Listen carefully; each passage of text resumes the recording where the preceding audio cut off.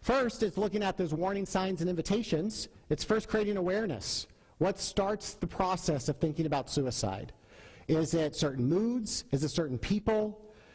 Right? Certain experiences, certain anniversaries, certain places? What is it that helps you know beforehand what is going to make you vulnerable to thoughts of suicide?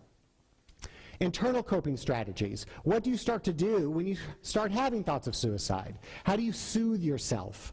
So these are in the category of self-soothing. How do you feel better? How do you calm down? How do you relax? Do you meditate? Do you take a bath? Do you look at pleasing visual images on the internet? External coping strategies. How do you distract yourself? How do you get your mind off of what's bothering you? And these are not necessarily things you do in order.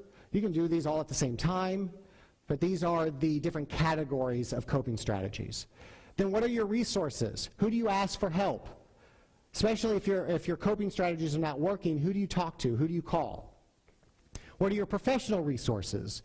What's your therapist number? What's the crisis line? What's your psychiatrist? What's the doctor? What's your sponsor?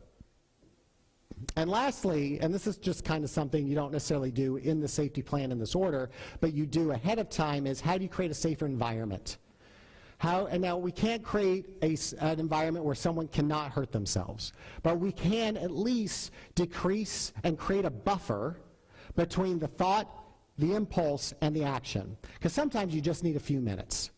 And so, for example, one creative way was someone that didn't want to get rid of their guns. They had a gun safe. They had the guns in the safe. They had a key. They put that key in ice so that if they wanted to open up that safe, they had to melt the ice in order to get to the key. And that took time, so that allowed them some time to think about what was going on. So that's creating a safer environment. Giving pills to a neighbor, locking up sharp objects, whatever it may be, that just gives you some buffer.